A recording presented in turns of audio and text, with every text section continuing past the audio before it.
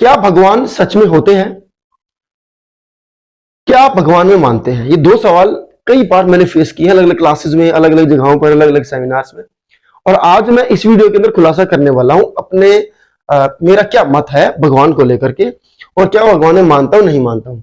देखिए, भगवान का होना ना होना इस चीज के ऊपर सवाल उठाना ही एक बड़ी बेवकूफी है। कि जो इंसान सवाल उठाते हैं कि भगवान होते नहीं होते हैं, वो अपने आप में एक बेवकूफी है। क्योंकि भगवान का होना ना होना कोई ये कोई प्रोडक्ट नहीं है कि आप उसके यूज करके देखेंगे, फिर आप उसके ऊपर ट्रस्ट दिखाएंगे, या फिर भगवान स्वयं नीचे उतर करके आएंगे। अगर वो है तो अगर वो है तो वो नीचे उतर करके नहीं आने वाले, बताने के लिए केवल कि देखो मैं हूं।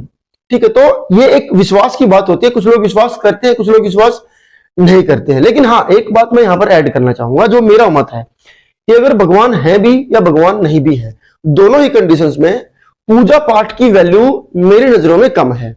हालांकि ऐसा नहीं है कि हमारे परिवार में सब लोग पूजा पाठ नहीं करते हैं, पूजा पाठ करते हैं। पर स्क्रीन पे आप देखिए, एक बड़ा सा स्पेस है पूजा पाठ के लिए जो मेरी माताजी ने रिजर्व करके रखा हुआ है।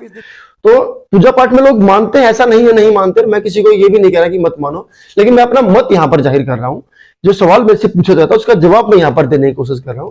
अगर भगवान है भी नहीं भी, दोनों कंडीशंस में पूजा पाठ का औचित्य है या उसकी इंपोर्टेंस कम है मेरी नजरों में, जहां तक मेरा मानना है। अब कैसे है, देखिए, अगर मान लीजिए भगवान है तो मैं ये मानता हूं कोई इतना समझदार होगा। अगर भगवान है, पहली कंडीशन ये है कि अगर भगवान मान लो है तो वो इतना समझदार तो होगा, जैसा कि मैं मान रहा हूं कि अगर कभी मुझे वो जज करेगा या कभी वो मेरे कर्मों का हिसाब किताब करेगा, तो वो इस आधार पे नहीं करेगा कि मैंने उनकी पूजा पाठ में कितना समय दिया है। तो मुझे कभी सजा सुनाएगा या मुझे कभी क्रेडिट देगा या इनाम देगा भगवान, तो वो इस आधार पे देगा कि मैंने कर्म कैसे किए हैं, मैंने अपनी जिंदगी कैसे बिताई, कितनी सेवा करी, कितने अच्छे काम करे, कितने बुरे काम करे। इस आधार पर ही मेरा फैसला होना है। तो अगर भगवान है और वो, तो मैं ये मानता हूं कि उतना दिमाग तो उसके अंदर होगा कि मेरा फैसला वो मेरे कर्मों के आधार पर करेगा। इस आधार पर नहीं करेगा कि मैंने पूजा पाठ में घंटियां कितनी देर बजाई हैं या धूप बत्ती कितनी देर करी है। और अगर मान लो वो है और इतना समझदार नहीं है कि मेरा फैसला केवल वो इस आधार पर ही करने चले कि मैंने पूजा पाठ कितनी देर करी है, तो अगर भगवान इतना मूर्ख है तो फिर गाइस, मूर्ख की पूजा करना तो वैसे नहीं बनता। और अगर वो समझदार है तो जाहिर सी बात है पूजा पाठ के आधार पर आपका फैसला नहीं करेगा, तो फिर पूजा पाठ का फायदा ही क्या हुआ। ये तो कंडीशन हुई कि अगर भगवान है तो। अगर मान लीजिए भगवान नहीं है तो फिर पूजा पाठ का मतलब ही क्या है, क्योंकि ये तो केस अलग हो गया कि भगवान है ही नहीं तो फिर कहीं भी क्यों जाना है और कुछ भी क्यों करना है। तो दोनों ही कंडीशंस में पूजा पाठ की इंपोर्टेंस क्यों है मेरे हिसाब से, मैंने आपको पहले ही बताया कि ये मेरे अपने मत हैं गाइज, ये सबके मत नहीं हो सकते हैं। और दूसरा क्या क्या भगवान में मानते हो नहीं मानते हो, देखो, मैं एक ऐसी पावर में मानता हूं जो पावर सब चीजों को रोके हुए है। तो इतना ज्यादा आस्तिक मैं नहीं हूं और बहुत ज्यादा मैं नास्तिक भी नहीं हूं कि मैं आपको बोलूं कि कुछ भी होता ही नहीं है।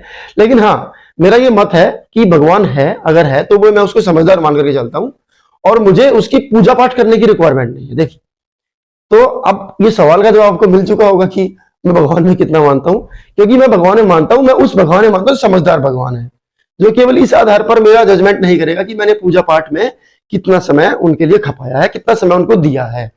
वो इस आधार पर ही जजमेंट करेगा कि मैंने कितने अच्छे काम करे। क्योंकि सपोज करो मैं आपको एक केस दे रहा हूं और इस केस को ध्यान से सुनना। आप एक स्कूल के प्रिंसिपल हैं, तो आपको अपने स्कूल में कैसे टीचर्स पसंद होंगे? जो सुबह स्कूल में आए और आरती ये सब चीजें करना शुरू कर दे, या केवल अगर आप प्रिंसिपल है तो आपके चरण छुए और आपकी आरती करते रहे, आपकी पूजा पाठ करना शुरू कर दें, आपकी तारीफें करने के लिए आपके पास बैठे रहे। क्या आपको ऐसे टीचर्स पसंद आएंगे अपने स्कूल में, या फिर एक ऐसा टीचर पसंद आएगा जो आए डायरेक्टली क्लास में जाए सॉरी, और बच्चों के साथ इंटरेक्ट करे, उनको अच्छा पढ़ाए, अच्छा रिजल्ट लेकर के आए, बच्चों के साथ अच्छा कम्युनिकेशन बनाए, तो स्कूल के लिए बेनिफिशियल हो? तो आपको कैसा टीचर पसंद होगा? जो स्कूल के लिए, बच्चों के लिए बेनिफिशियल हो, या केवल जो आपका राग अलाप करता रहे, आपकी तारीफ करता रहे, आपकी पूजा पाठ करता रहे? तो यहां से आप अपनी बुद्धि का अंदाजा लगा सकते हो। और जब आप इतना सोच सकते हो कि अगर आपके पास पावर हो तो आपको भी काम करने वाले लोग ज्यादा पसंद आएंगे, तो भगवान को इतना मूर्ख आप नहीं समझ सकते कि भगवान को काम करने वाला नहीं, केवल पूजा पाठ करने वाला पसंद आएगा। तो ये आपकी मूर्खता हो सकती है कि आप इस चक्कर में हो कि हम पूजा पाठ करेंगे तो हमें अच्छा फल मिलेगा जिंदगी में। नहीं, ऐसा कुछ नहीं होने वाला है। आपने कितने बेहतर काम करे हैं, कितने अच्छे काम करे हैं जीवन में, उसके आधार पर ही आपके जीवन का फैसला होगा कि आपका जीवन कैसा बनने वाला है। या भगवान अगर आपको क्रेडिट देगा तो वो इस आधार पर ही देगा गाइज कि आपने अपने जीवन में उसको सफल बनाने के लिए कितने अच्छे काम करे हैं। तो काम करते रहे, अच्छे कामों के ऊपर फोकस करें, और जिसके जो भी रिचुअल है पूजा पाठ का, मैं किसी का मत है तो वो भी कर सकता है, लेकिन एक चीज का आप हमेशा ध्यान रखें कि अच्छे काम करें, और जिस चीज के लिए आपको जमीन पर भेजा गया है उस काम को साकार करने की कोशिश करें। Thank you for watching our videos. हो सकता है कई लोगों को वीडियो पसंद ना आए, लेकिन फिर भी ये सोचने वाली बातें हैं। सोच करके रखें, अच्छे काम करते रहे, पॉजिटिव अप्रोच रखें और जीवन में हमेशा आगे बढ़ते रहें। Thanks for watching with this video once again. और अगर आपको हमारा कंटेंट पसंद आता है तो आप हमारे चैनल को सब्सक्राइब कर सकते हैं, वीडियो को लाइक कर सकते हैं और अपने जानकारों के साथ इसको शेयर कर सकते हैं। Thank you.